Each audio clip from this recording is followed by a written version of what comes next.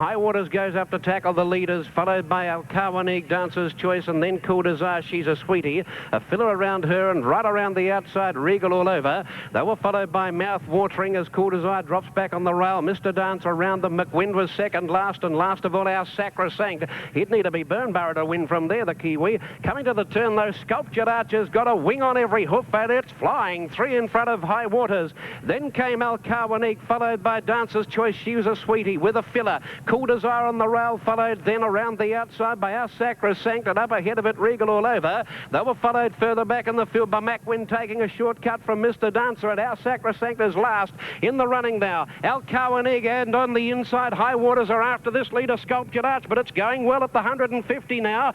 Coming down the outside is Dancer's Choice with a big run. It's on the outside, Dancer's Choice pouncing on this leader, Sculptured Arch, and Dancer's Choice has raced to the lead. Dancer's Choice comes away from Sculptured Arch, wins at a half 3/4. Mouth Watering got through on the rail for third. Then McWind followed further back by Cool Desire. They were followed back in behind the Al-Kawanig, and then a filler. Further back in that group, High Waters knocked up. They were followed by Regal all over. Back in behind them, our Sacrosanct. Well, he's never fired at any stage. Al-Kawanig pulling up quickly. Mr. Dancer, She's a Sweetie. It's 2 out of 2 for Dancer's Choice from the Colin Hayes stable. 10, 2 and 6 the numbers, and it should return about 360 and 115, Dancer's Choice. Sculptured Arch ran a very bold race. It paid $1.40, and third over the line, number 6, Mouth Watering, $2.55. Totes on race 7, Morfordville 10.26, Dancer's Choice $3.50 and $1.20, Sculptured Arch $1.45, Mouth Watering $2.65, Quinella 22.10, Trifecta 715.35. Now, race 8 there is the Swettenham Stud Stakes. Riva Gleam $1 even and 55. Iolani Bay $2.65. Medici $3.55. And the Hobartville Stakes and Racing. The jump as well as anything. Away pretty well was Record Dash and Royal Pardon showing speed.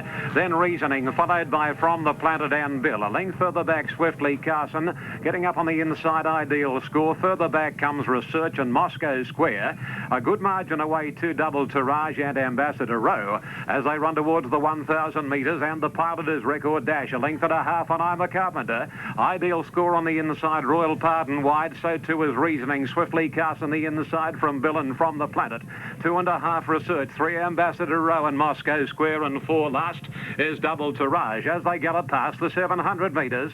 And Ideal Score on the inside is just the leader here. Ideal Score only ahead on I'm a Carpenter, a length and a half to Swiftly Carson, and Record Dash dropping back to 4th.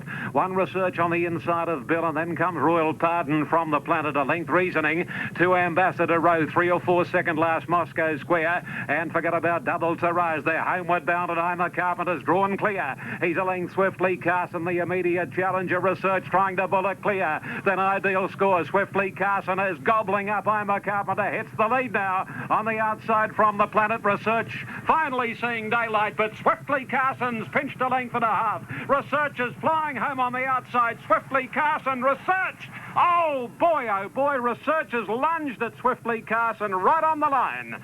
It's a tighty. From the Planet run third, and then I'm a Carpenter, followed by Bill, Record Dash, Ideal Score.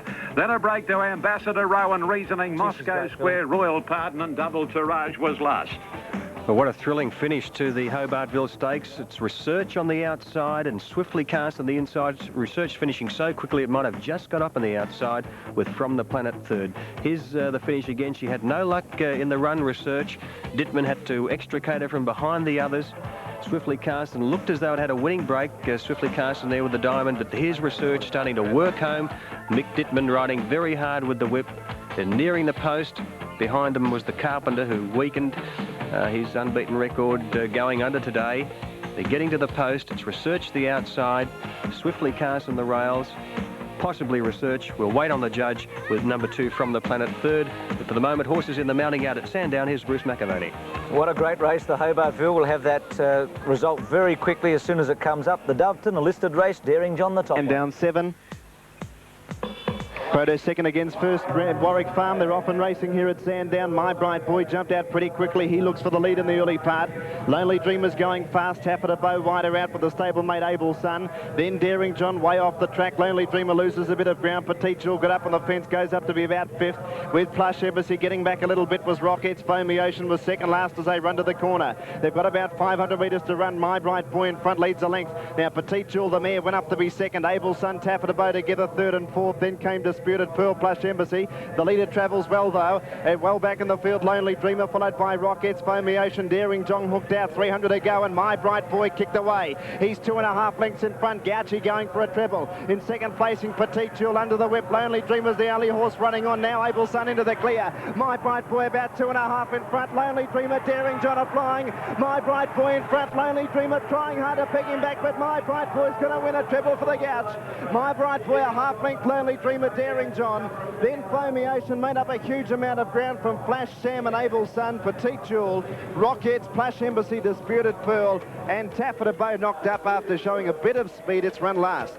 Well, an exciting sort of a race. My Bright Boy's gone to the lead all the way. Lonely Dreamer's tried to get to it but hasn't, and Daring John's come from way back in the field to run a lovely third. Daring John, no doubt, is going to be better suited when the tracks are rain affected, although he has performed well on good going just the same. Now, but, Des, yeah. I've seen a time up there I can hardly believe, but they've broken the record by half a second. 55 seconds, it says on the... Or, Quadrella's the only one not up. My Bright Boy, 170 and 80 cents, good win. Lonely Dreamer 95, took a long time to warm up, good run though, and Daring John $3, another good run. Quinella 540, Trifecta 122.20, the double 245, Daily Double $5.55, and the Quadrella, it won't be all that big, but it won't be a bad dividend either, 11.5 and 1, and the time, it says 55 seconds on the clock. We'll probably hear more about that later though. The last race is the Baronia Handicap. Weight, but we haven't got correct weight in Sydney. Don't get that confused with Melbourne. Correct weight Melbourne, but Sydney Protest second against first. Swiftly Carson past the post was awarded the prize in a photo finish, but there is a protest going on. Second against first. Research number 12 second. From the Planet third there. They are the tote dividends as they stand. The only placings that could change are numbers 1 and 12. We'll keep you up to date with that protest. Race 6, the Hobartville. The last race. Oh, he was a freak, truly, Clem. He's an amazing horse. He could do anything, Phar Lap. Even Jimmy Pike yesterday to him, he said, he's not a horse, he said he's a machine. Tom, there's been many books written and a movie made about Phar Lap. Yeah. Have you got a theory on what happened? How did Phar Lap die? Oh, yes, I have, Clem. After years thinking, you know, had a lot of thought about it, never said much to people about it, and they blame me for feeding the horse, giving him bad feed, but anyhow, in the morning, that he was a little bit sick. I got the vet straight away, about 5 o'clock in the morning, come down, he only had a slight temperature, and he said he'd be all right in about an hour. He treated him, he said, be all right in about an hour, so left him in the box for around about an hour, and he advised me to give him a walk. I thought to myself, I'll let him round as long as I really could. Then I brought him in the stable, and he done a unmerciful squeal and hemorrhage, and he just dropped dead in front of me. Now, truly speaking, why did that vet leave me there on my own with that horse in terrific pain? And I often thought after, I wonder, you know, up there early in the morning, did he go up, could he have mixed the wrong medicine up for the horse? This is only just me thought that went through. I don't say it happened or anything, but that over years, the thought went through my mind. Why was the horse only at a slight temperature and then dying so quick as what he did? Well, after 54 years as a trainer, you've had a lot to look back on, haven't you? Oh, gee, a lot of happy. I had a very happy life with horses, been a trainer, you know. I've had a few disappointments, but by Jove, I've had a lot of fun with the horses. Well, I've been privileged to race a horse with you and to know that Tom Woodcock was my friend. Yes. He was the only owner I told the horse was no good, and he went out and bought it, Clem. Thanks, Tom. What a great character Tommy Woodcock was, and the protest has been dismissed in Sydney, so... Turns up well. He comes forward. Now, there's only the one to move in here, Mardisi. Mardisi, the one to come up.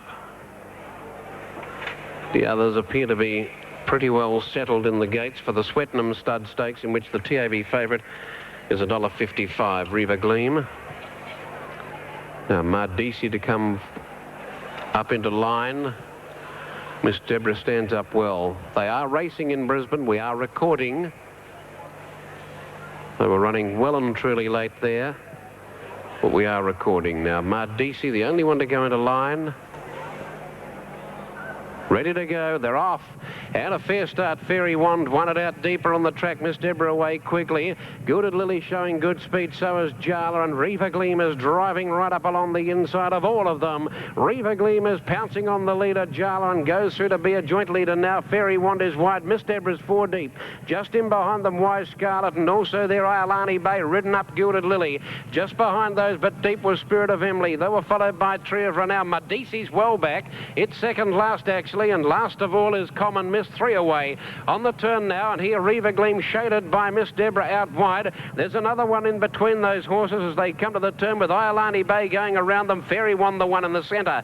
Back behind them, Wise Scarlet. They were followed then by Tree of Renown, who's got away from the rail and has improved sharply. But into the straight they come now, and Miss Deborah burnt off Riva Gleam, Fairy Wand. Iolani Bay lays a claim in on the outside. Then Tree of Renown shaken up, running on from Spirit of Emily. Iolani Bay has reached the lead at the 150. Tree of Renown's the threat.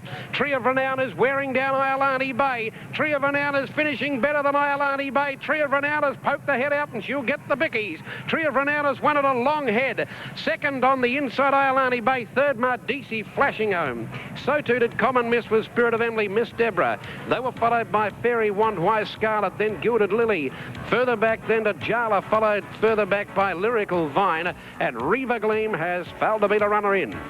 Over the line, a race 8 in the Swettenham Stud Stakes at Morfordville, 12, 2 and 3. He's back, come round them on Research. He sprinted quickly, but not quickly enough, and went under by the barest of possible margins. In fact, the judge was saying it was just the fraction. Anyway, they're off and racing now in this, the 7th Smoker Late Scratching.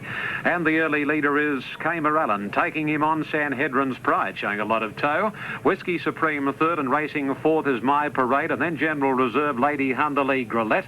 Further back is Galactic Warrior, followed at the head of the others then as they sort themselves out by Attila Prince. And then comes well back in proceedings Trappings as they race up to the first corner. Sailor V dropping out 4th last. 1100 ahead of them here, and Kamer Allen shows the way. My Parade sitting a length and a half second. 3 away 3rd, General Reserve, and then Whiskey Supreme. A length the Sanhedrin's Pride, Lady Hunderley inside Galactic Warrior, then Sailor V. 2 Attila Prince on the inside of Grillette, and 2 lengths to Trappings. In this order they race down the side, go past the 800 now, and Kamer Allen 4 or 5 lengths on My Parade, about 3 to General Reserve, nickeled out of shade by Dittman, then Whiskey Supreme, and then Sanhedrin's Pride. Lady Hunderley in a firm pocket. 1 Sailor V, Attila Prince, Galactic Warrior, second last is Grillette, and 2 lengths to Trappings. 500 from the judge, and Kamer Allen shows out by 3 lengths. Second placing is My Parade, followed wider out by Sanhedrin's Pride, and Rob Thompson is taking Lady Hunderley to the extreme outside as they turn the corner. Here's Lady Hunderley going out after Kamer Allen. 3rd Whiskey Supreme, and then Sanhedrin's Pride and General Reserve, but at the 200, and Lady Hunderley on the outside races to the lead from Whiskey Supreme, and at the head of the others on the inside, Kamer Allen. Lady Hunderley in front, Whiskey Supreme kicking back, so too is Kamer Allen, but Lady Hunderley wins the money. Lady Hunderley beat Kamer Allen, who knows Whiskey Supreme for second, and then Attila Prince, Sanhedrin's Pride, followed by Grillette, and then General Reserve. Sailor V and Galactic Warrior trapping second last, and My Parade was last. Number 2, Lady Hunderley. That's her 11th win from 25 starts, and she should return $1.75 and 75. Second, number 8, Kamer Allen, to pay $1.40, and third over the line, number 6, Whiskey Supreme, to pay 70 cents. So it's Baronia handicap, Voltage the favourite. They're racing. Never Jane missed it 3/4 of a length. Crench and Lass on the outside was the best to begin, but now beaten for speed by West of France, which goes through in the centre from Dallas Style. Voltage Delectable wide. Golden Lining got up on the inside. Crench and Lass is out about 6 deep. Voltage allowed to settle down at about 6th placing. Little Ripper just up in front of her. Hydro's Girl out 3 deep. Ace Trim midfield. Then came Spider Rose, Man Hugger, Erindale. English Charms got back to second last. Never Jane a length and a half away last. Down the hill, 900 to run, and West of France allowed to lob along in front, about 2.5 to Dallas Style. Third, the outside Delectable, then Crenshaw last wide from Little Ripper and Golden lining the rail. 2 to Hydro's Girl and Voltage locked up on the rails. 2 lengths to Spider Rose and Ace Trim. They've moved along up front too. Then Erindale followed well back in the field by Man Hugger, dropping out of it. Never Jane went past it. English Charm last of all, 20 lengths off the lead as they run to the turn. 500 metres left to go on the Baronia handicap. West of France will straighten up with a nice lead. She's 4 lengths in front at the 450. Second Delectable. Third Ace Trim running on. Hydro's Girl taken to the outside. Voltage can't get a crack at them at the moment. Then Dallas Style under a little bit of pressure. Golden Lining went for the run up on the inside. Little Ripper next. Voltage still not into the clear. West of France a length and a half in front. 200 to go, but Hydro's Girl's grabbed her. And in turn Erindale and Never Jane starting to fly. Hydro's Girl went to the front. Erindale having a crack at it late the outside. Hydro's Girl hanging on from Erindale. And Hydro's Girl's going to just win it. Erindale's run second and Voltage third. It never saw daylight. Top run though. It's got third in front of Never Jane, Crenshaw, last Little Ripper. They were followed by English Charm, Ace Trim, Golden Lining. Next home in the race, Delectable, Dallas Style, Spider Rose, and Man Hugger is the last horse home. Well, Hydro's Girl has got through to win again, as it had done once before. Good hand from some of the public on the way back into Hydro's Girl. 21.60 and 4.65. Erindale $2.70 and Voltage third. Unlucky 85 cents. $163.80 for the Quinella. The double paid $96. That's race to race, and the trifecta comes up a handsome dividend, about the biggest for the day too. $1,261.20, and that will add good value into the quad extra. The last race at Sandown as the horses come back to scale. Jockey